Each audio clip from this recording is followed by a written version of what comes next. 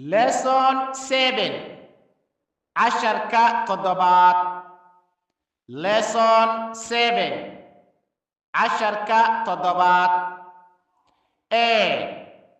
Is this your school sister? Kani madugsigagi wala shay. Is this your school sister? Kani madugsigagi wala shay. B. Yes, ha. This is our school brother. Kani wa dugsigena wala.